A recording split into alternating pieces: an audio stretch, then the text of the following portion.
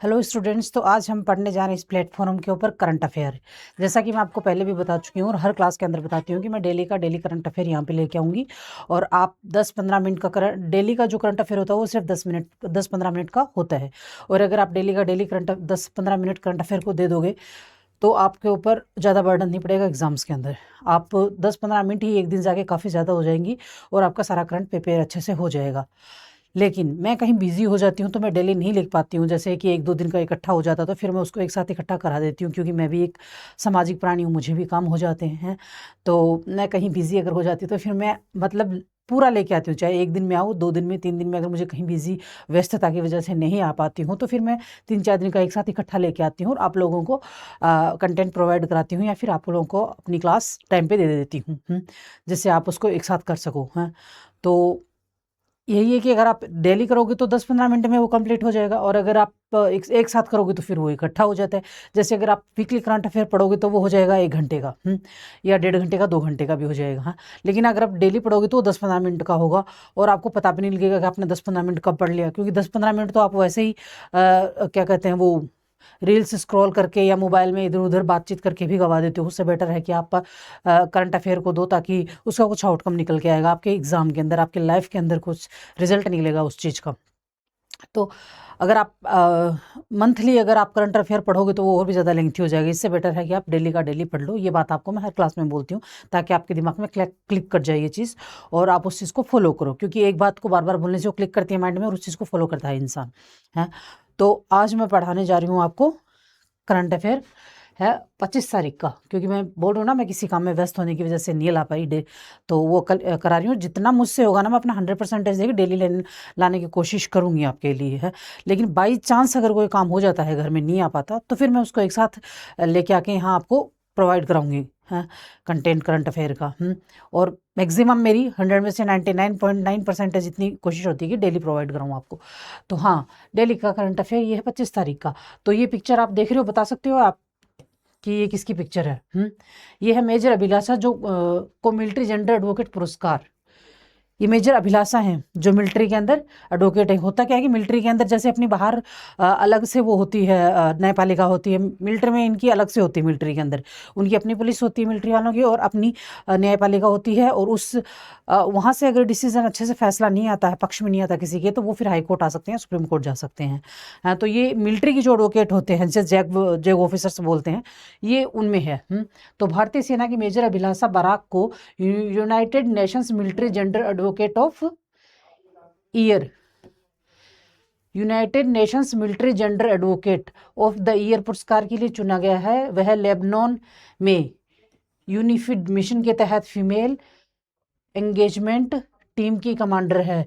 किसके तहत? यूनिफिड या फिर UNIFIL बोल सकते हो आप, के तहत फीमेल एंगेजमेंट टीम की कमांडर है और महिलाओं व लड़कियों की सुरक्षा के लिए काम कर रही हैं। अभिलाषा भारतीय सेना की पहली महिला कॉम्बैट हेलीकॉप्टर पायलट हैं। पहली कॉम्बैट हेलीकॉप्टर पायलट है। अब देखिए, इन्होंने क्या बोला? कमांडर हैं, जबकि जो कमांडर होती है ना, वो वैसे तो देखा जाए तो आर्मी के अंदर हर रैंक पे कमांडर बोल देते हैं, नॉर्मल है, लेकिन एक्चुअल में कमांडर रैंक कुछ और होता है आर्मी के अंदर। है, तो इनको ये वैसे देखा जाए तो जो ये लगा हुआ है ना, इसके हिसाब से ये मेजर है, ये जो यहाँ पे अशोक स्तंभ लगा हुआ है।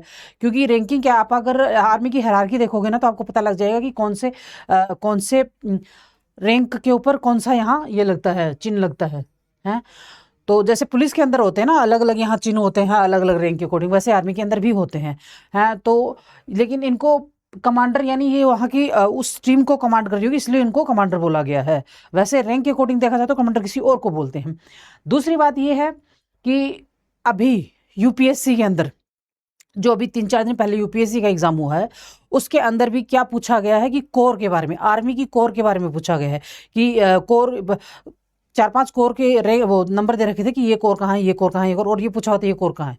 मतलब इतना डीपली क्वेश्चन पूछ लिया, कोर किसको याद रहती है। हाँ, तो ये बात मैं आपको इसलिए बता रही हूँ कि ये चीज़ें भी अगर यूपीएससी के स्टूडेंट्स हैं, क्योंकि आरएएस में तो अभी तक आया नहीं है, पीसीएस एग्जाम में तो इतना आता नहीं है, लेकिन यूपीएससी में पूछ लिया गया। और ये जो इस बार क्वेश्चन पूछा ना, ये पहली बार नहीं पूछा, बस ये फर्क है कि ये पहली बार कोर के बारे में पूछ लिया। जब मैंने एग्जाम दिया था ना यूपीएससी का, उस वक्त कमांड के बारे में पूछा हुआ था कि ये कमांड कहाँ है। है। कमांड का नाम दे रखा था, 7-8 कमांड आर्मी के अंदर है, तो कमांड का नाम दे रखा था और उन कमांडों के बारे में पूछा हुआ था कि ये वाली कमांड कहाँ है, और रैंक के बारे में पूछा हुआ था एक बार कि ये रैंक कौन सा रैंक माना जाता है। और तो ये मैं बात आपको इसलिए बता रही हूँ क्योंकि अभी 3-4 दिन पहले भी उन्होंने कोर के बारे में पूछा। कोर का मतलब डीपली, क्योंकि कोर बहुत सारी है, हाँ, कोर को याद करना थोड़ा सा मुश्किल हो जाता है, कमांड फिर भी याद कर सकते हो आप, है। तो ये चीज़ मैं इसलिए बता रही हूँ आपको इसके रैंक के बारे में क्योंकि अभी क्वेश्चन आया है यूपीएससी के अंदर। तो यूपीएससी वाले स्टूडेंट्स के लिए तो कहीं से कुछ भी पूछ ले रहे हैं, है। मैं कर देती क्योंकि मैं आर्मी फैमिली से हूँ, इसलिए मैं तो कोर वाला भी कराती अगर, क्योंकि मैं उस वक्त जब मैंने पेपर दिया था उस वक्त आया था मैं वो भी क्वेश्चन करके आई थी, और जो इस बार आता वो मैं कर देती क्योंकि मैं उस फैमिली से हूँ। तो लेकिन जो नहीं है आर्मी फैमिली से उनको याद करना होगा अगर पेपर क्रैक करना है तो। नेक्स्ट है, आरबीआई ने 2025-26 के लिए सरकार को 2.87 लाख करोड़ रुपए का रिकॉर्ड डिविडेंड देने की घोषणा की है। किसने की है? आरबीआई ने 2025-26 के लिए सरकार को 2.87 लाख करोड़ रुपए का रिकॉर्ड डिविडेंड देने की घोषणा की है। ये पिछले साल के दिए गए 2.69 लाख करोड़ रुपए से 6.7% ज्यादा है। कितना है? 6.7%, पिछली बार से इस बार ज्यादा दिया है। इस राशि का इस्तेमाल वित्तीय घाटा कम करने और इंफ्रा, स्वास्थ्य व शिक्षा जैसे क्षेत्रों में खर्च बढ़ाने में होगा। किस में होगा इस राशि का उपयोग? तो इंफ्रा, शिक्षा, स्वास्थ्य जैसे क्षेत्रों में खर्च बढ़ाने के लिए। मतलब अगर इनको ज़्यादा इंफ्रा और शिक्षा स्वास्थ्य को आप ज़्यादा खर्चा दोगे तो उनको उस डिपार्टमेंट में वो खर्च करेंगे तो वो सुविधाएं लोगों तक पहुंचेंगी, हैं, और लोगों को इसका फायदा मिलेगा। ये बात है।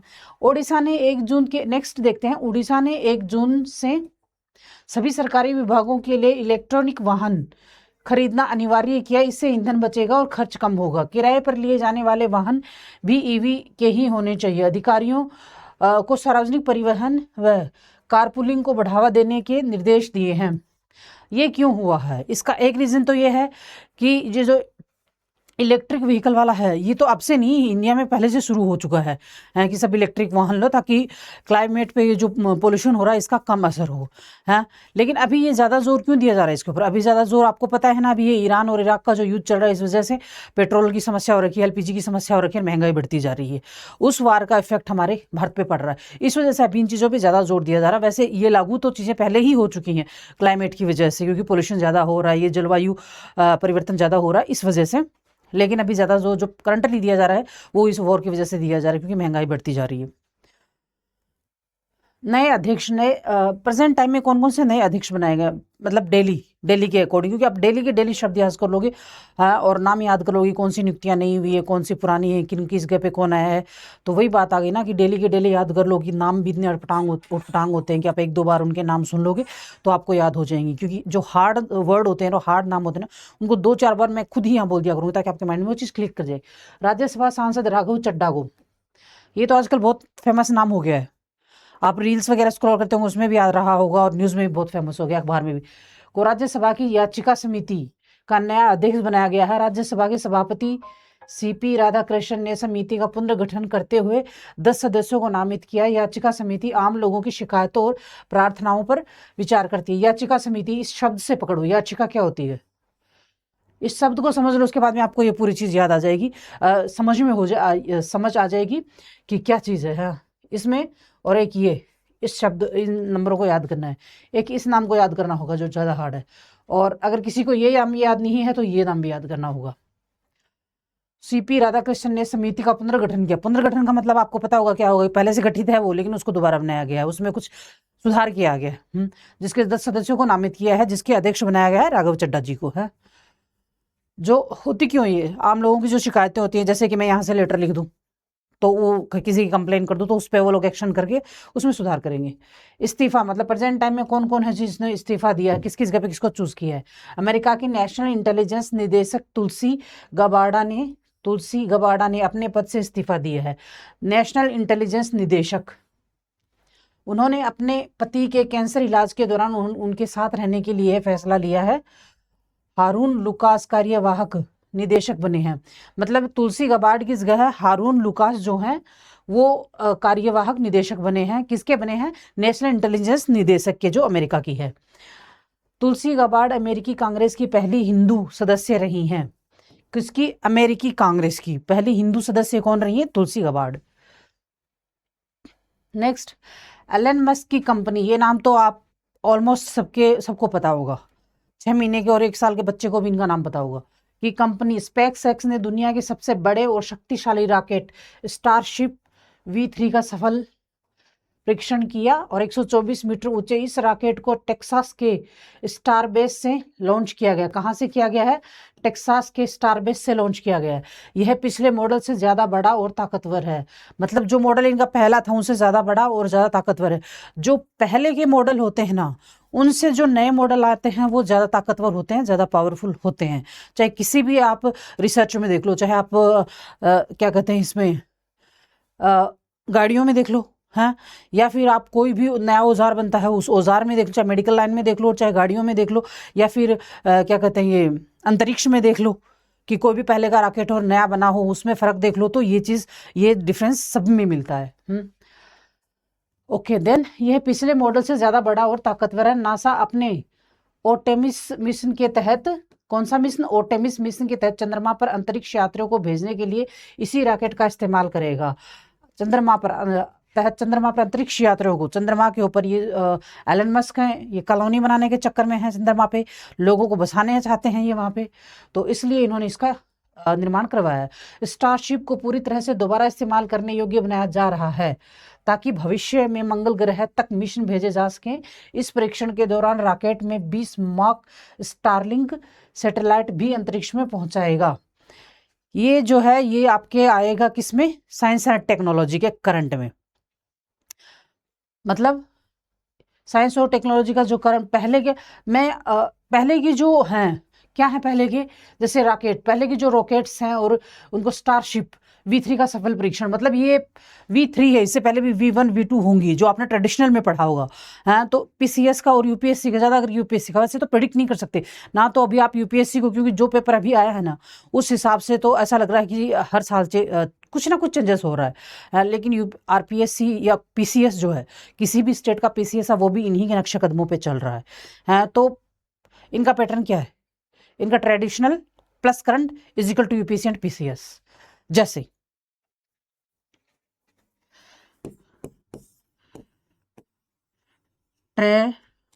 एक मिनट,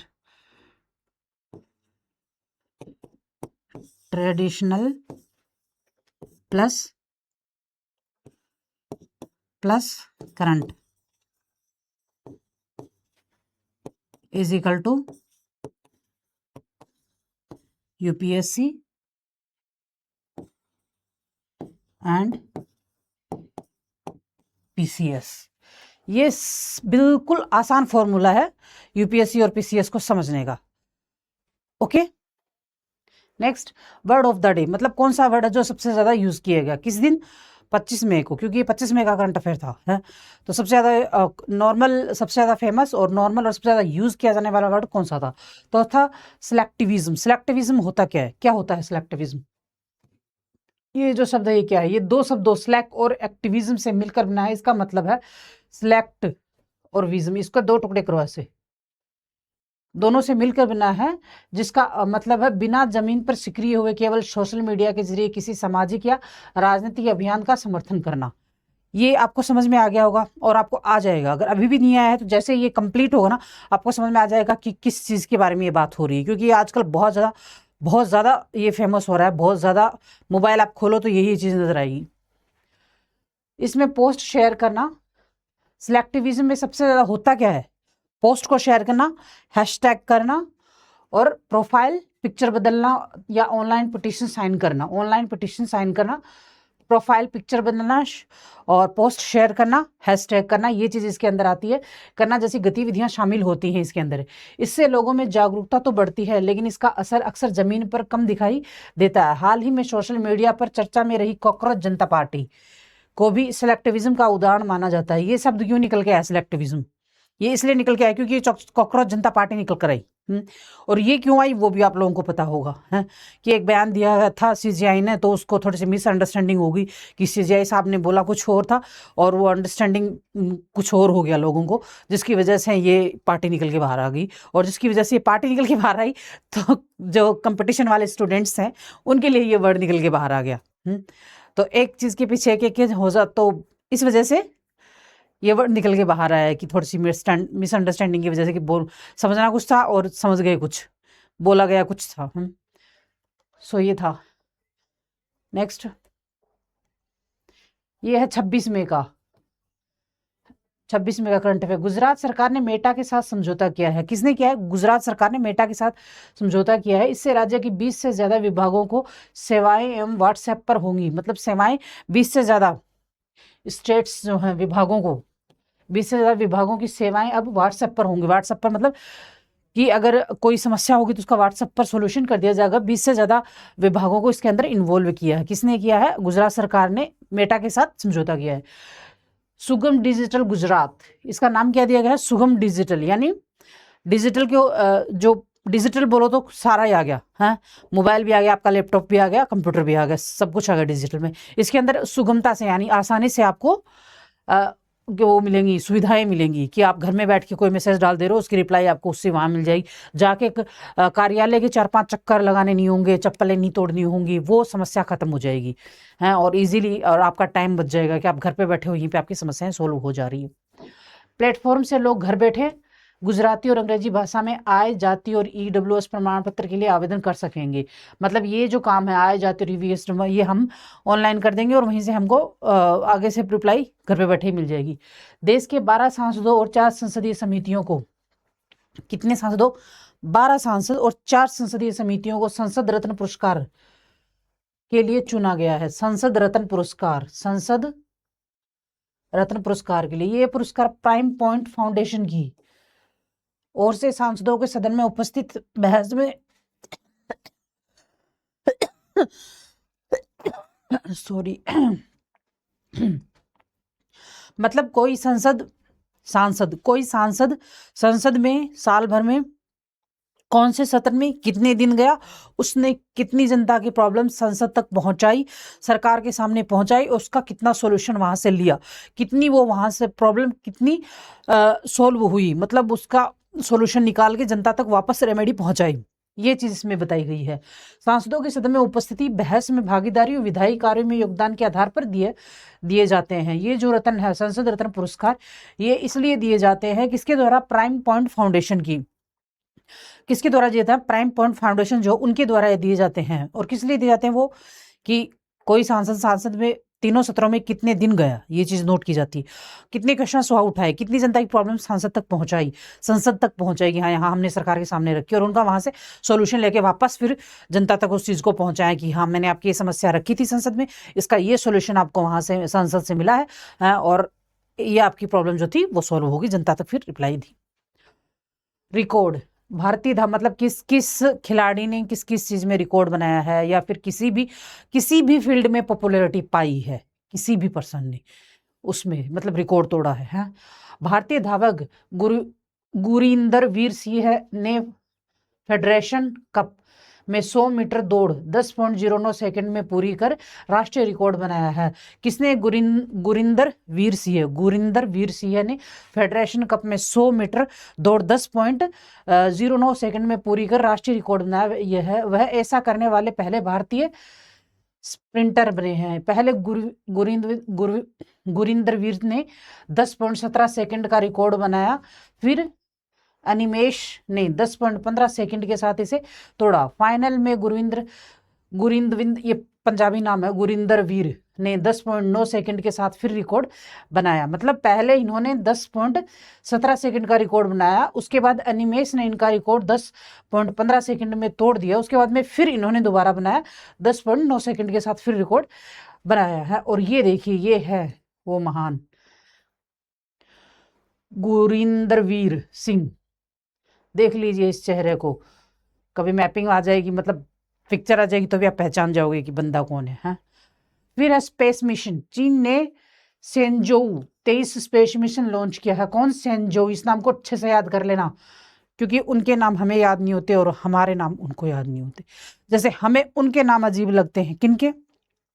विदेशियों के, क्योंकि उनके हिसाब से नाम रखे जाते हैं, देश के हिसाब से, कल्चर के हिसाब से हैं, और हमारे देश और कल्चर के हिसाब से नाम रखे जाते हैं।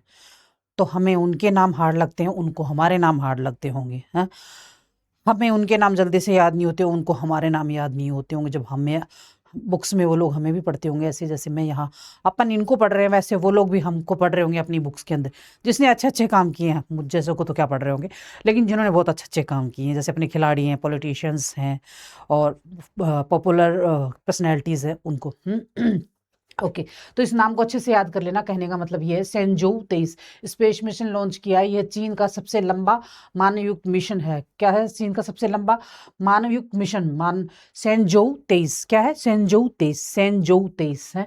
इसमें 3 अंतरिक्ष यात्री शामिल हैं। इनमें से एक अंतरिक्ष यात्री अगले 1 साल तक तियांगोंग अंतरिक्ष स्टेशन में रहकर मानव शरीर का अंतरिक्ष के प्रभाव का अध्ययन करेंगे। हैं 1 साल तक तियांगयोंग अंतरिक्ष स्टेशन में रह के अंतरिक्ष यात्री अगले 1 साल तक तियांगयोंग अंतरिक्ष स्टेशन में रहकर मानव शरीर का अंतरिक्ष के प्रभाव का अध्ययन करें। मतलब कि अंतरिक्ष में रहेगा कोई एक पर्सन और वो ये देखेंगे कि अंतरिक्ष में रहने से किसी मानव के ऊपर उनका क्या असर पड़ता है, वहाँ का क्लाइमेट कैसा है, क्या कहाँ मतलब मानव वहाँ रह सकता है क्या। मतलब ये सब इसलिए कर रहे हैं कि ये देखना चाहते हैं कि वहाँ प्राणियों की बस्ती बसाई जा सकती है। इसमें हांगकांग की पहली महिला अंतरिक्ष यात्री लाई का यिंग भी शामिल है। कौन? लाई का यिंग। हांगकांग की पहली महिला अंतरिक्ष यात्री हांगकांग की पहली महिला अंतरिक्ष यात्री हैं ये लाई का यिंग भी शामिल हैं। ये हैं वो, पिक्चर को ठीक से देख लीजिए। कौन है ये? लाई का यिंग भी शामिल है। ये लाई का यिंग है। फ्रांस में आयोजित 69वें कान फिल्म फेस्टिवल में रोमानियाई निर्देशक क्रिस्टियन मुंगियू की फिल्म प्योर्ड को सर्वश्रेष्ठ फिल्म का पाल्म डियोर पुरस्कार मिला। मुंगियू यह सम्मान 2 बार जीतने वाले दुनिया के 10वें निर्देशक बने। वहीं रूसी निर्देशक आंद्रेई ज़्याविगिंत्सेव की फिल्म मिनोटॉर को ग्रैंड प्रिक्स पुरस्कार मिला है। ग्रैंड प्रिक्स पुरस्कार मिला है। दोबारा कर देती हूँ। फ्रांस में आयोजित 69वें कान फिल्म फेस्टिवल रोमानियाई निर्देशक क्रिस्टियन मुंगियू की फिल्म फ्योर्ड को सर्वश्रेष्ठ फिल्म का पाल्म डियोर पुरस्कार मिला। मुंगियू यह सम्मान 2 बार जीतने वाले दुनिया के 10वें निर्देशक बने हैं। मतलब ये दुनिया के 10वें वे पर्सन है जो इस पुरस्कार को 2 बार जीत चुके हैं, यानी इससे पहले भी 1 बार जीत चुके हैं और इनसे पहले 9 लोग और हैं जो इसी पुरस्कार को 2-2 बार जीत चुके हैं। ये 10वें पर्सन है। वहीं रूसी निर्देशक आंद्रेई ज़्याविगिंत्सेव की फिल्म मिनोटार को ग्रैंड प्रिक्स पुरस्कार दिया गया है। ओके स्पेसएक्स ने 407 फीट ऊंचे स्टारशिप वर्जन 3 रॉकेट का 12वां परीक्षण किया है। किसने किया? स्पेसएक्स ने 407 फीट ऊंचे स्टारशिप वर्जन 3 रॉकेट का 12वां परीक्षण किया है। यानी इससे पहले वो 11 बार कर चुके हैं, ये 12वां परीक्षण है।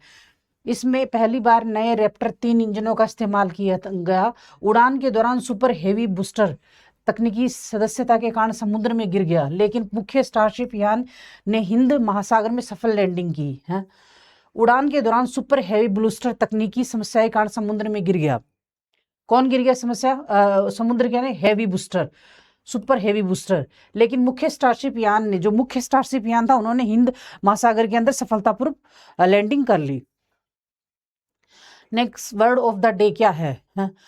26 तारीख का वर्ड ऑफ द डे क्या था? एनपीटी यानी treaty of the non proliferation of nuclear weapons है। एनपीटी क्या होता है? एनपीटी के फुल फॉर्म क्या है? तो एनपीटी की फुल फॉर्म है treaty on the non proliferation of nuclear weapons है इसकी फुल फॉर्म। इस अंतर्राष्ट्रीय समझौते का उद्देश्य दुनिया में परमाणु हथियारों के प्रसार को रोकना। यह संधि 1970 में लागू हुई थी और अब तक 191 देश इसमें शामिल हो चुके हैं। कितने? 1970 में संधि लागू हुई थी और 191 देश जो हैं दुनिया के 191 देश इसके सदस्य बन चुके हैं। इस संधि के 3 लक्ष्य हैं। नए परमाणु हथियार बनने से रोकना, मतलब नए परमाणु हथियार ना बनाए जाएं, और शांतिपूर्ण कामों जैसे बिजली उत्पादन, मतलब जो परमाणु बन चुके हैं उनको शांतिपूर्ण कामों के लिए यूज करना चाहिए, ताकि जनता को इससे फायदा हो सके और उसको सही जगह हम यूज कर सकें और अपनी जनता अपनी सुख सुविधाओं के लिए उनको यूज कर सके। उत्पादन के लिए परमाणु तकनीक का उपयोग बढ़ाना और दुनिया को परमाणु हथियारों से मुक्त करना। मतलब दुनिया में कोई भी परमाणु हथियार नहीं हो, हथियार के रूप में परमाणु यूज नहीं होना चाहिए। हाँ, जनता की भलाई के लिए, बिजली वगैरह बनाने के लिए उसे आप सही यूज कर सकते हो। हाल ही में संयुक्त राष्ट्र ने इसकी समीक्षा बैठक किसी समझौते के बिना खत्म हो गई। मतलब संयुक्त राष्ट्र में इसकी समीक्षा की बैठक होती है, लेकिन अब वो किसी निष्कर्ष पर नहीं पहुंची कि अगर आप क्या कहते हैं, बैठक हुई थी, कोई समझौता हुआ, नहीं हुआ। क्यों नहीं हुआ? वजह क्या थी इसकी? अमेरिका और ईरान देशों के बीच तनाव के कारण सदस्य देश एक राय नहीं बना सके। मतलब इसके जो सदस्य देश थे वो ईरान और अमेरिका में जो युद्ध चल रहा है इसकी वजह से अपनी एक सहमति या एक समझौते पे नहीं पहुंच पाए। इस वजह से इसका कोई मतलब निकला, कोई सा निकला और कमेटी वैसी की वैसी ही खड़ी हो गई। क्वेश्चन, जैसा कि मैं आपको बताती हूँ कि मैं डेली के 2 क्वेश्चन कराती हूँ, है, और ये अभी तो 2 इसलिए क्योंकि दिन भर में 2 मिनट लगती हैं 2 क्वेश्चन पढ़ने में, और इसका आउटकम एक दिन बूंद बूंद से घड़ा भर जाता है, और इसका आउटकम एक दिन आपको बहुत ज़्यादा मिल जाएगा। और अगर ये मैं जो लेक्चर लेके आ रही हूँ, है, इससे स्टूडेंट्स को बेनिफिट होता है, मुझे ऐसा लगा कि हाँ स्टूडेंट्स को बेनिफिट हो रहा है, तो मैं क्वेश्चंस की संख्या भी बढ़ा दूंगी, है, और करंट की संख्या भी बढ़ा दूंगी, और मतलब और ज़्यादा डीपली लाऊंगी, और ज़्यादा डीपली, क्योंकि यूपीएससी और पीसीएस के जो पेपर्स आते हैं वो डीपली आते हैं। तो मैं अभी भी जो ला रही हूँ वो डीपली ही ला रही हूँ, लेकिन इससे और ज़्यादा डीपली लाने की कोशिश करूँगी, हाँ, और चारों तरफ से निकाल के लेके आऊँगी कि एक भी चीज़ छूटनी नहीं चाहिए, कि हाँ करंट अफेयर में ये चीज़ छूट गई। अगर मुझे ऐसा लगता है कि मुझे आगे से रिस्पांस बहुत अच्छा मिल रहा है, जो मैं लेक्चर ले रही हूँ उनसे बच्चों को समझ में आ रहा है, जो मैं समझाना चाह रही हूँ और उनको बेनिफिट मिल रहा है, देख रहे हैं, तो मैं फिर चारों तरफ से एक एक शब्द निकाल के लाऊंगी, अच्छे से कंटेंट और लाके दूंगी, है। और यही करंट में भी होता है, क्योंकि मैं इस चैनल पे आपको करंट पढ़ा रही हूँ, और यही चीज़ मैं जो भूगोल पढ़ा रही हूँ भारत का और विश्व का, उसमें भी ऐसा ही करूँगी मैं, हाँ, कि जितना ज़्यादा हो सके मैं स्टूडेंट्स को चीज़ें समझा सकूँ, उनको कंटेंट दे सकूँ और उनको लाइफ में आगे बढ़ने के लिए सपोर्ट कर सकूँ, हाँ, मैं अपनी तरफ से 100% कोशिश करूंगी। हाँ, तो नेक्स्ट क्वेश्चन क्या है? इस ग्रह को आकार और वजन में पृथ्वी के समान होने का पृथ्वी का जुड़वा कहता है। मतलब कौन सा ग्रह है जो आकार में पृथ्वी के जैसा है, जिस वजह से उसे पृथ्वी का जुड़वा कहता है, मतलब सेम है पृथ्वी और वो, कौन सा ग्रह है? तो वो ग्रह है शुक्र ग्रह, है, ये रहा शुक्र ग्रह, जो वो सेम पृथ्वी के जैसा है। नेक्स्ट क्वेश्चन, ये जो है ये कहाँ का है? कौन से फोर्ट है? ये जो ये पिक्चर जो बनी हुई है ये कौन से किले की है? कोई आइडेंटिफाई करो। जोधपुर में स्थित राव जोधा द्वारा 1459 में बनवाए गए इस किले की सूर्य का किला कहते हैं।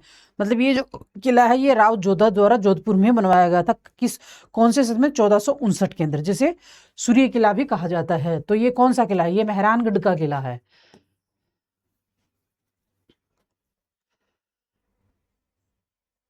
ओके, नेक्स्ट 27 तारीख की है ये।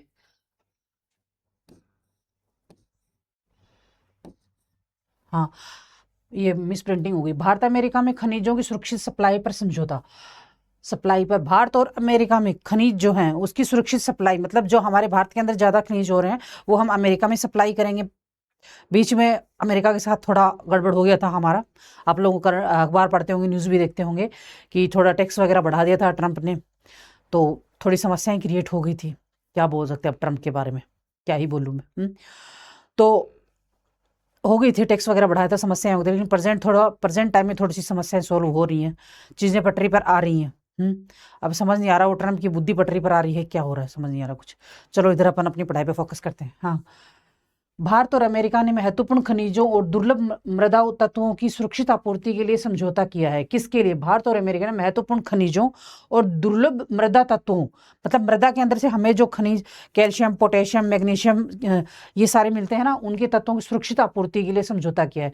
मतलब जो हमारे भारत में होंगे वो हम अमेरिका में निर्यात करेंगे, और जो अमेरिका में होगा वो हमें भारत में आयात करना होगा। हाँ, विदेश मंत्री एस जयशंकर, ये देखिए इस चेहरे को देखिए, ये बहुत बुद्धिजीवी प्राणी है। और अमेरिकी विदेश मंत्री मार्को रूबियो, इस नाम को ठीक से याद कर लेना। मुझे पता है स्टूडेंट्स को समस्या कहाँ आएंगी, क्यों पता है? क्योंकि मैं भी स्टूडेंट्स थी, वो है ना कभी सास भी बहू थी, तो मैं भी स्टूडेंट्स थी और प्रेजेंट टाइम में भी हूँ। हाँ, क्योंकि स्टूडेंट्स इंसान जिंदगी भर रहता है, स्टूडेंट कौन होता है? जो सीख रहा होता है। और इंसान पूरी ज़िंदगी सीख रहा होता है। कभी तो ज़िंदगी से सीख रहा होता है, और कभी किताबों से सीख रहा होता है। ना तो पढ़ाई का कोई अंत है, और ज़िंदगी भी जो है उसका भी कोई अंत नहीं है, वो मरते दम तक सिखाती है। एज के अकॉर्डिंग हमेशा नई नई चीज़ें सिखाती है।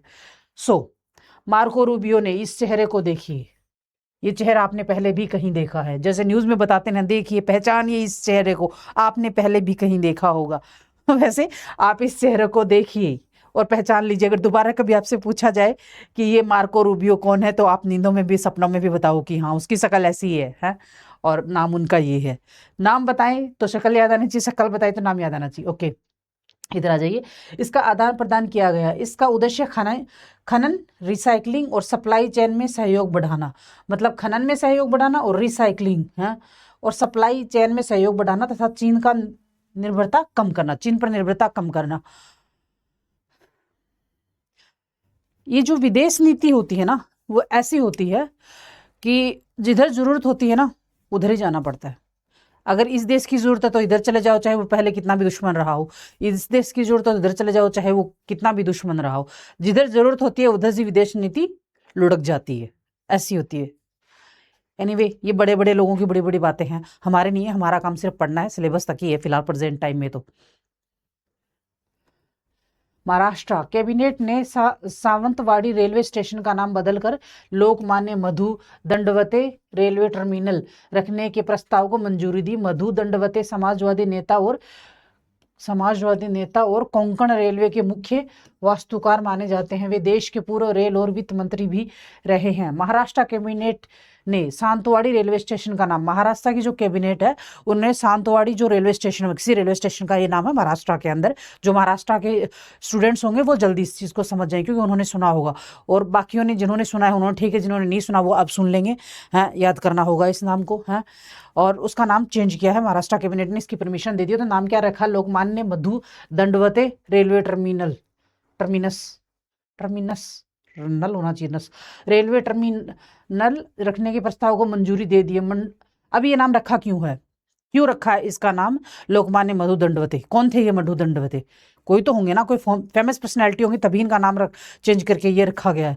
किसी आम आदमी का तो कोई नहीं रखेगा, मेरा तो कोई नहीं रखेगा, या फिर किसी ऐसे इंसान का तो रखेंगे नहीं। कोई फेमस पर्सनैलिटी होती है जिन्होंने लाइफ में बहुत कुछ बड़ा किया होता है देश के लिए, समाज के लिए, उन्हीं का नाम रखा जाता है। तो कौन थे ये? समाजवादी नेता और कोंकण रेलवे के मुख्य वास्तुकार माने जाते हैं। मतलब जो कोंकण रेलवे है ना, उनका नक्शा मुका इन्होंने ही बनाया था, और उनको इन्होंने बनाया था, है। और समाजवादी थे, हैं। वे देश के पूर्व रेल और वित्त मंत्री भी थे, देश के पूर्व रेल मंत्री और वित्त मंत्री, है, थे। आरबीआई ने नेक्स्ट आरबीआई ने क्वांटम तकनीकी से जुड़े साइबर खतरे की जांच के लिए क्यूसेफ विशेषज्ञ समिति बनाई है। आजकल साइबर खतरा बहुत ज़्यादा हो रहा है, बहुत ही ज़्यादा हो रहा है। जब जैसे जैसे मतलब हर एक चीज़ का क्या होता है ना, जिसका फ़ायदा होता है उसका नुकसान भी होता है। अब हमारी लाइफ पहले से, जो हमारे दादा थे, नाना थे, उनसे ज़्यादा आसान हो गई है, तो प्रॉब्लम्स भी उनके साथ आ गई हैं। तो ये एक समस्या है। साइबर खतरों की जांच के लिए क्यूसेफ विशेषज्ञ समिति बनाई। किसने? आरबीआई ने क्वांटम तकनीकी से क्यूसेफ नाम की एक समिति बनाई है साइबर खतरों से सलटने के लिए। आईआईटी मद्रास के प्रोफेसर अनिल प्रभाकर इसके अध्यक्ष होंगे।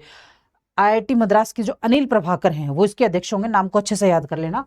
समिति बैंकिंग सिस्टम को क्वांटम के साइबर हमलों से सुरक्षित रखने के लिए रोड मैप तैयार करेगी। क्या करेगी? समिति बैंकिंग सिस्टम को क्वांटम के जो साइबर अटैक्स होते हैं उनसे सुरक्षित रखने के लिए काम करेगी। नेक्स्ट है भारत, ऑस्ट्रेलिया, जापान क्वाड। ये क्वाड है। भारत, ऑस्ट्रेलिया, जापान और अमेरिका के समूह क्वाड ने quad critical minerals initiative framework launch किया है। क्या किया है? Quad critical minerals initiative framework launch किया है। इसके तहत, इसके अंदर क्या होगा? क्वाड के जो सदस्य हैं वो 4 देश हैं। कौन से हैं? अमेरिका, भारत, जापान और ऑस्ट्रेलिया। ये 4 देश हैं जो क्वाड के सदस्य हैं, हाँ। तो इन्होंने ही ये लॉन्च किया है, Quad critical mineral initiative framework. इन 4 देशों ने ही ये लॉन्च किया है। इसके तहत हिंद प्रशांत क्षेत्र में महत्वपूर्ण खनिजों की सुरक्षित सप्लाई से चयन के लिए 1.6 लाख करोड़ रुपए जुटाने का लक्ष्य रखा गया। मतलब हिंद प्रशांत क्षेत्र में महत्वपूर्ण खनिजों की सुरक्षित सप्लाई चेन, मतलब जो महत्वपूर्ण खनिज है ना, वो हिंद और प्रशांत क्षेत्र में जो सप्लाई होती है वो इजीली हो जाए, उसमें कोई समस्या ना हो, इसके लिए इन्होंने 1.6 लाख करोड़ रुपए जुटाने का लक्ष्य रखा है। ओके नेक्स्ट, भारत में पहली बार विश्व योगासन चैंपियनशिप 2026 का आयोजन 4 से 8 जून तक अहमदाबाद में होगा। भारत में पहली बार विश्व योगासन चैंपियनशिप, क्या विश्व योगा आसन चैंपियनशिप 2026 का आयोजन 4 से 8 जून तक अहमदाबाद में होगा। जून अभी स्टार्ट हुआ नहीं है, जब होगा तब होगा, अभी भी आ गया है करंट में, और जब ये होगा 4 से 8 के बीच तभी भी होगा। तो एक्चुअली में क्या है ना कि एक न्यूज़ जो होती है, चाहे वो अखबार में आए हैं, वो एक बार नहीं आती है, घूम फिर के 2-3 बार आ जाती है, जैसे अभी आ गई है, और जब ये 4 से 8 जून के बीच में होगा तभी भी आएगी, देखना। हाँ, लेकिन समस्या कहाँ है कि फोकस्ड रहो। अगर आप फोकस होकर पढ़ोगे तो आपको पता लग जाएगा कि ये न्यूज़ मैंने तभी भी पढ़ी थी और ये यहाँ दोबारा आ गई, और फिर आप दोबारा पढ़ो तो हाँ ये तीसरी बार आ गई। फोकस होके पढ़ो। समस्या कहाँ आती है, ऐसे ही रीडिंग हो रही होती है, रीडिंग हो रही होती है, अंदर 2 दिमाग होते हैं, एक बाहर वाला एक अंदर वाला। आप अंदर वाले दिमाग से पढ़ोगे ना तो सारी चीज़ें अच्छे से समझ में आती हैं, और कम टाइम में आप ज़्यादा चीज़ों को समझोगे, ज़्यादा आउटकम आएगा। लेकिन अगर बाहर वाले दिमाग से पढ़ोगे ना आप, तो किताब लेके बैठे हो, रीडिंग मारते रहो, अंदर घुसता नहीं है कुछ भी। इसलिए मैं ये चाहती हूँ कि आप फोकस्ड रहो। फोकस्ड मतलब अंदर वाले दिमाग को यूज़ करके पढ़ो आप। ओके, इधर आ जाइए। है, खेल मंत्री मनसुख मांडविया ने इसका लोगो, ट्रॉफी और वीर शुभंकर लॉन्च किया है। इसका लोगो, ट्रॉफी और वीर शुभंकर लॉन्च किया किसने, जो खेल मंत्री हैं मनसुख मांडविया। इस प्रतियोगिता में 60 से ज़्यादा देश हिस्सा लेंगे। कितने देश? 60 से ज़्यादा जो देश हैं वो इसमें हिस्सा लेंगे। देश लेंगे, देश, राज्य मत लिख देना, देश है। नेक्स्ट है, राष्ट्रपति द्रौपदी मुर्मू ने राष्ट्रपति भवन में आयोजित नागरिक अलंकरण समारोह है, फेस्ट, नागरिक अलंकरण समारोह है। राष्ट्रपति जो है अपने देश की, राष्ट्रपति महोदया जी ने राष्ट्रपति भवन में नागरिक अलंकरण फेस्ट 2026 समारोह है, पद्म पुरस्कार प्रदान किए हैं। के पद्म पुरस्कार में वर्ष 2026 के पद्म पुरस्कार प्रदान किए। इस साल घोषित 131 पद्म पुरस्कारों में से पहले चरण में 66 को सम्मानित किया गया। 100 टोटल पद्म पुरस्कार मिलेंगे 131, जिसमें से पहले चरण के अंदर 66 पद्म पुरस्कार दिए गए हैं, जिनमें से 2 पद्म विभूषण है। मतलब पद्म पुरस्कारों की अलग अलग कैटेगरी भी होती है, पद्म विभूषण है और पद्म भूषण और पद्म श्री, ये देखिए है। तो जो 6 है ना पद्म विभूषण, 2 दिए गए हैं पद्म विभूषण, 6 दिए गए हैं पद्म भूषण और 58 दिए गए हैं पद्मश्री शामिल है। अभिनेता धर्मेंद्र मरणोपरांत और वायलिन वादक एन राजम, धर्मेंद्र जी का नाम तो सबको याद रह जाएगा, मुझे भी पता है। इस नाम को अच्छे से याद करना। एन राजम को पद्म विभूषण से सम्मानित किया गया है। तो बाकी पुरस्कार अगले चरण में समारोह में दिए जाएंगे, मतलब जो नेक्स्ट चरण होगा उसमें बाकी बचे हुए, यानी 131 में से आप 66 को माइनस कर दीजिए, वो नेक्स्ट चरण में दिए जाएंगे। अब ये डिपेंड करता है सरकार पे कि इसका तीसरा चरण भी आएगा, 2 चरण में ही दे दागे खत्म कर देंगे।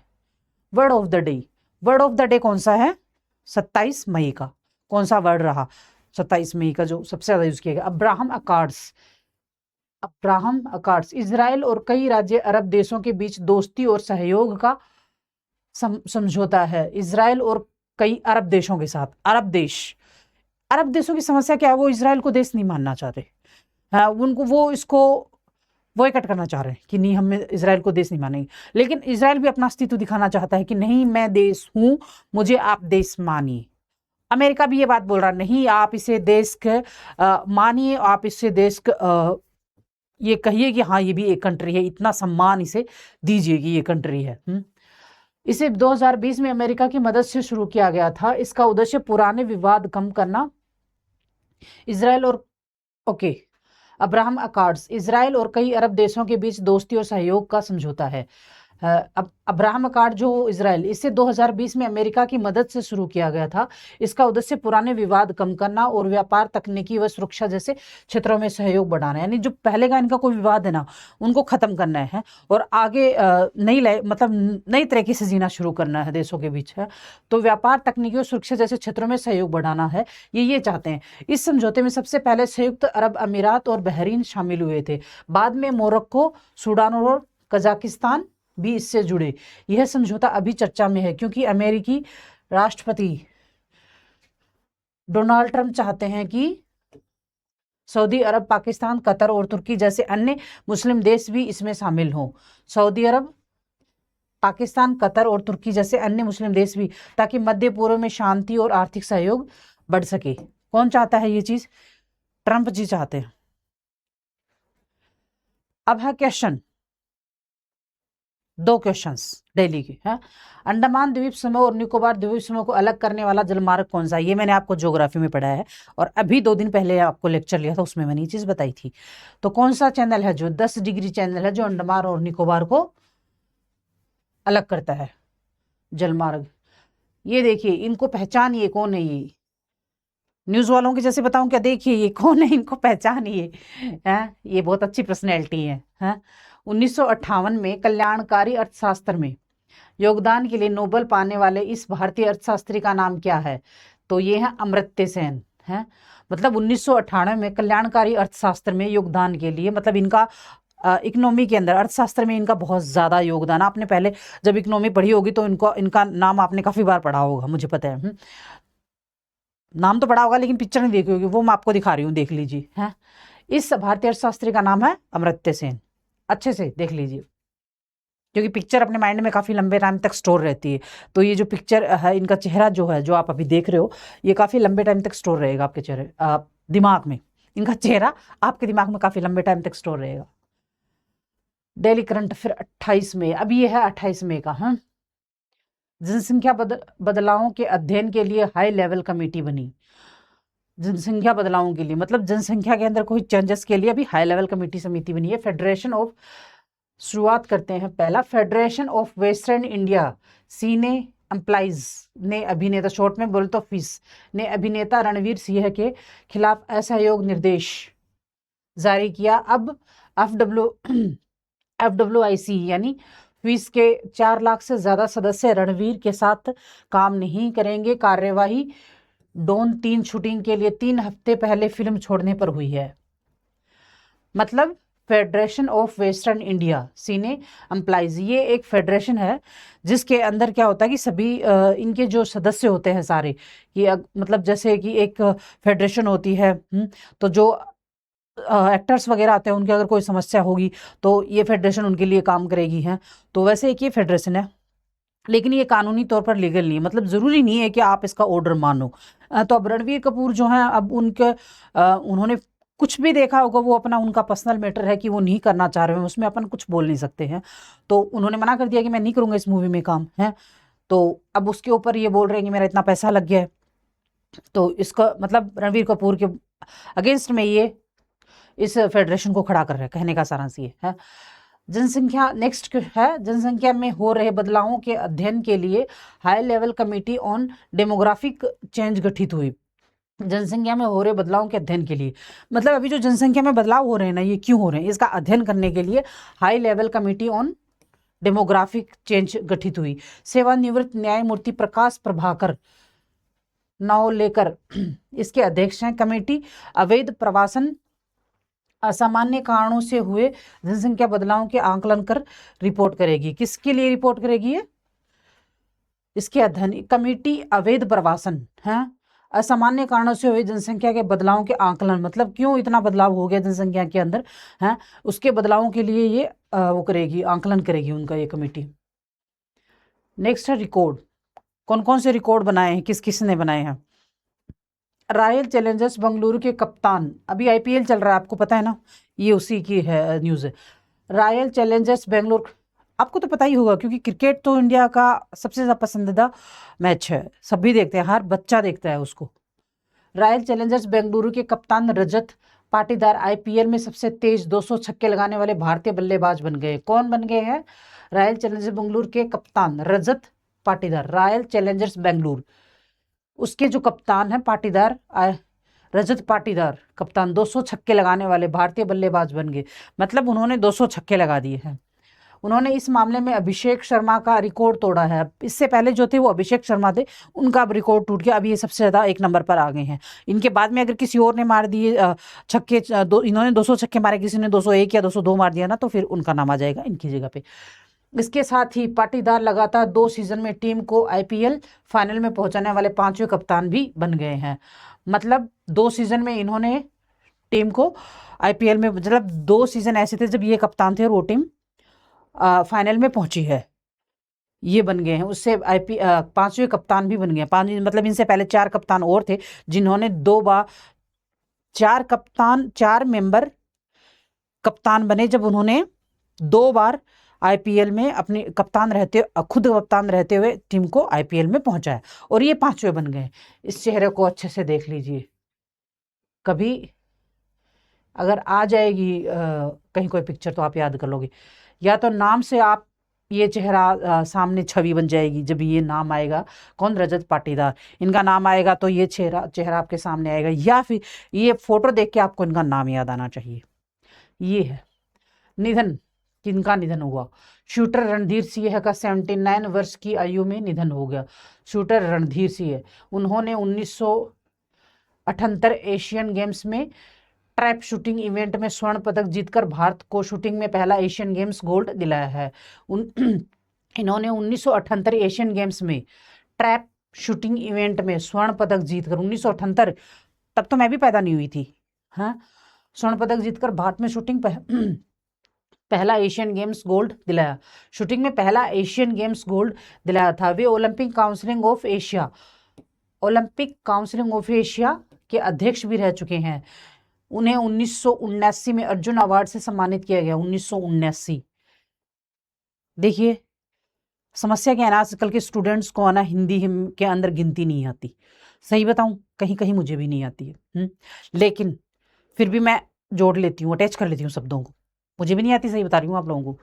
50 के बाद मेरी बत्ती गुल है, मुझे भी इंग्लिश में ही बोलनी होती है, लेकिन मैं अटैच कर लेती हूँ शब्दों को, तो इसलिए मैं हिंदी में बोल जाती हूँ। ये बात मैंने आपको क्यों बताई, क्योंकि 1979 बोला मैंने, अभी 1979 बोलती, तो ये लिखी हुई है, आप लोग इंग्लिश में पढ़ सकते हो। ये देखिए इस चेहरे को, ये है रणधीर सिंह है। नेक्स्ट, भारत सरकार के इंडिया सेमीकंडक्टर मिशन, भारत सरकार का है ये इंडिया सेमीकंडक्टर मिशन ने निवेशकों की मदद और उनकी समस्याओं के समाधान के लिए इन्वेस्टर सपोर्ट ऑनलाइन पोर्टल शुरू किया है। क्या किया? इन्वेस्टर सपोर्ट ऑनलाइन पोर्टल शुरू किया है, ताकि जो कस्टमर है उनको समस्या ना हो।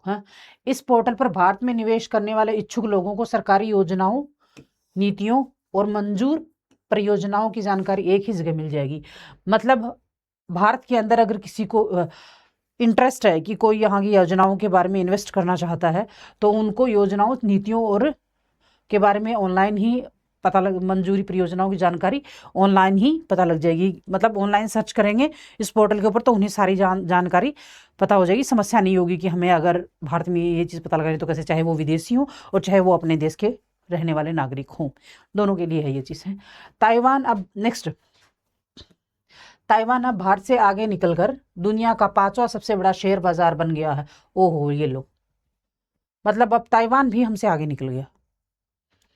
सेमीकंडक्टर और एआई, आर्टिफिशियल इंटेलिजेंस तकनीक की दुनिया भर में बढ़ती मांग के कारण ताइवान की कंपनियों की कुल बाजार कीमत बढ़कर $495 ट्रिलियन के रिकॉर्ड स्तर पर पहुंच गई है।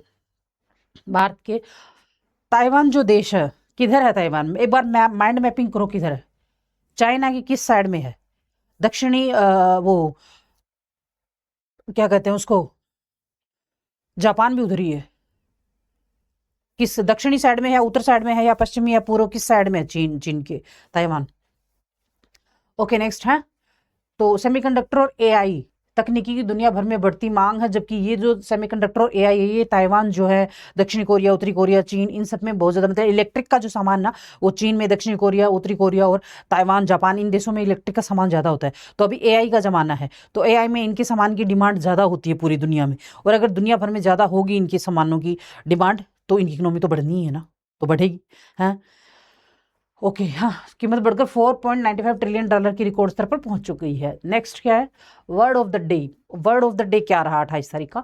तो वो है स्टेरॉइड ओलंपिक। अभी ये स्टेरॉइड क्या होता है? मतलब हमने तो अब तक स्टेरॉइड सिर्फ, जितना मैं जानती हूँ, मेडिकल में ही सुना है, मेडिसिन के यूज़ के लिए। अब यहाँ पे एक्चुअली में होता क्या है, टर्मिनोलॉजी जो है ना, वो फील्ड के अनुसार चेंज हो जाती है। जैसे लीगल फील्ड की टर्मिनोलॉजी अलग होती है, मेडिकल फील्ड की टर्मिनोलॉजी अलग होती है, और इंजीनियरिंग फील्ड की अलग होती है, बैंकिंग फील्ड की अलग होती है। टर्मिनोलॉजी हर एक फील्ड की अलग अलग होती है, लेकिन कुछ टर्मिनोलॉजीज हैं जो हमें कॉमन पता होनी चाहिए, सभी को पता होनी चाहिए। सभी डिपार्टमेंट्स के जो मेंबर्स हैं, जो लोग हैं, यानी इंडिया की जो ऑल ओवर पीपल है ना, उनको सबको वो टर्मिनोलॉजी पता होनी चाहिए। जैसे कि 12th तक की जो एजुकेशन है वो सभी डिपार्टमेंट में, आप जब किसी भी डिपार्टमेंट में सर्विस में लग जाना, लेकिन 12th तक की जो एजुकेशन है वो कंपलसरी है सबके लिए, है कि आपको 12th तक पढ़ना ही पड़ेगा। चाहे आप इंजीनियर बनो, चाहे डॉक्टर बनो, चाहे साइंटिस्ट बनो, चाहे पायलट बनो, चाहे आप आर्मी में जाओ, या फिर आप बैंकिंग में जाओ, या फिर आप टीचिंग में जाओ, किसी भी फील्ड में जाओ, लेकिन आपको 12th तक पढ़ना ही पड़ेगा। वैसा ही होता है टर्मिनोलॉजी के लिए। तो कुछ टर्मिनोलॉजी जो है वो कॉमन होती है, जो सबको पता होनी चाहिए। ओके, स्टेरॉयड ओलंपिक, यह शब्द एनहांस्ड गेम्स, कौन से गेम्स? Enhanced games. इस शब्द को 3-4 बार बोलना, एनहांस्ड गेम्स। कौन से गेम्स? Enhanced games. इसको कनेक्ट कर लेना, या तो अपनी किसी पर्सनल लाइफ से कनेक्ट कर लेना है, या तो किसी जो आप डेली यूज में यूज करते हो, कुछ ना कुछ किसी भी पर्सनल लाइफ में किसी चीज से कनेक्ट करके याद कर लेना, ताकि जल्दी याद हो जाए। या फिर दूसरा ऑप्शन ये है कि इसको 5-10 बार बोलना, रट लेना। हाँ, तो क्योंकि समझने वाला तो क्या समझे इसमें, अनहास्ट को क्या समझे। हाँ, तो रट लेना। हाँ, और क्या कर सकते हैं इसके अंदर है।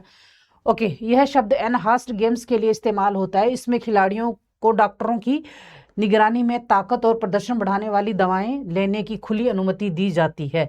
डोपिंग को डॉक्टरों की निगरानी में ताकत और प्रदर्शन दवाई दी जाती है, यानी डॉक्टरों की निगरानी में उनको ताकत, किनको? ताकत को और प्रदर्शन को बढ़ाने वाली, डॉक्टरों की निगरानी मतलब डॉक्टरों को पता होता है। और फिर ये दवाई दी जाती है, लेने के लिए खुली अनुमति उनको दी जाती है। मतलब उन खिलाड़ियों को बोला जाता है कि आप ये ले सकते हो। डॉक्टर देख रहे होते हैं कि हाँ ये चीज़ ले रही है, उनको पता होता है, डॉक्टरों की नज़र में होती है हर चीज़, हाँ कि ये इसने ये वाली दवाई ली है।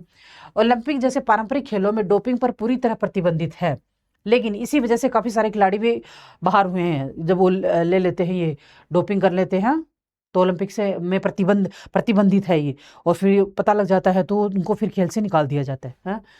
लेकिन एनहांस्ड गेम्स में खेलों को रोमांचक बनाने के लिए दवाओं के इस्तेमाल की छूट दी जाती है, मतलब ज़्यादा इंजॉयमेंट कर सकें, इसलिए जो ये वाले गेम्स है, कौन से वाले गेम्स है? जो स्टेरॉयड ओलंपियाड या के लिए एनहांस्ड गेम्स में खेलों को रोमांचक बनाने के लिए दवाओं का इस्तेमाल किया। एनहांस्ड एनहांस्ड गेम्स में खेलों को रोमांचक बनाने के लिए दवाओं को इस्तेमाल की छूट दी जाती है। इसी वजह से इसे स्टेरॉयड ओलंपिक, मैंने बोला था ना कि स्टेरॉयड, मैंने तो अभी तो मेडिसिन में पढ़ा है, तो मेडिसिन ही ये है भी कहा जाता है। मेडिसिन में ही इस शब्द को यूज़ किया गया, कहने का सारांश ये। हाल ही में लॉस वेगास में आयोजित पहले एनहांस्ड गेम्स चर्चा में रहे। यहाँ भारी डोपिंग के बावजूद पुराने रिकॉर्ड नहीं टूट सके। मतलब लोगों ने बहुत ज़्यादा डोपिंग की है, उसके बाद में भी पुराने रिकॉर्ड नहीं टूटे। मतलब जो पुराने खिलाड़ी खेल चुके हैं वही रिकॉर्ड रहा, उससे ऊपर कोई पहुंच ही नहीं पाया, कहने का मतलब ये है। जबकि कुछ खिलाड़ियों ने बिना डोपिंग के अपनी प्राकृतिक क्षमता के दम पर भी जीत हासिल कर ली। वाह! कुछ खिलाड़ी ऐसे भी थे जो नेचुरली ही खेले, मतलब उन्होंने कोई मेडिसिन नहीं ली, कुछ भी नहीं लिया, फिर भी वो अच्छा खेले, और जिन्होंने डोपिंग ली वो नहीं खेल पाए अच्छा। ओके, क्वेश्चन, दिल्ली के 2 क्वेश्चन आगे। नाथुला पास भारत को किस देश में जोड़ने वाला प्रसिद्ध पर्वतीय मार्ग है? ये मैंने आपको अभी 2 दिन पहले ही भारत की भू आकृतियों में, भारत के भूगोल में, दर्रों में पढ़ाया है। मैपिंग में भी समझाया है आपको, और थ्योरी भी समझाई थी, और सिंपल लैंग्वेज जैसे समझाती हूँ सिंपल लैंग्वेज में, वैसे भी समझाया था। 3 बार 3 तरीके से समझाया है कि आपको जैसे समझ में आए आप वैसा समझो। मेरी सिंपल लैंग्वेज में समझ में आता है तो समझिए, मैपिंग के थ्रू समझ में आता है तो समझिए, और कंटेंट जो थ्योरी मैंने आपको दी थी, जो कंटेंट आपको दिया उसके थ्रू समझ में आता है, आप उससे भी समझिए। साम दाम दंड भेद करके आप जैसे समझ सकते हो आप वैसे समझिए, मगर लाइफ में सक्सेस होइए, अपना सपना पूरा कीजिए हर हाल में। तो इसका आंसर होगा, पर्वतीय मार्ग कौन सा है? तो इसका आंसर होगा चीन। नाथुला पास भारत को किस देश से जोड़ने वाला प्रसिद्ध पर्वतीय मार्ग है? तो चीन के साथ जोड़ने वाला प्रसिद्ध मार्ग है। यह महिला कौन है जिन्हें भारतीय सिनेमा की पहली महिला निर्देशक माना जाता है? भारतीय सिनेमा की पहली महिला निर्देशक माना जाता है। इस चेहरे को देखिए, भारतीय सिनेमा की पहली महिला निर्देशक माना जाता है। महिला, पहली महिला निर्देशक, 4 ही शब्द, भारतीय पहली महिला निर्देशक। कौन बोलो? तो ये चेहरा गौर से देखिए, कौन है? इनका नाम बताइए। इनका नाम है फातिमा बेगम। कौन थी? फातिमा बेगम। ओके, तो ये आपको मैंने करा दिया 3 दिन का 3-4 दिन का करंट अफेयर कराया मैंने अभी कंप्लीट आपको। तो मैं उम्मीद करती हूँ कि आपको मैंने आज ही पढ़ाया, तो आप आज ही इसे पढ़कर, सुनकर दिमाग में अच्छे से याद कर लें, ताकि आपको आगे समस्या ना हो। आगे सिर्फ बचे रिवीजन। आज का पढ़ा हुआ आज ही कंप्लीट कर रहे हैं, आज ही आप याद कर लें। आगे सिर्फ आपका रिवीजन बचना चाहिए। और अब फिर मिलेंगे कल के करंट अफेयर में। Okay, thank you.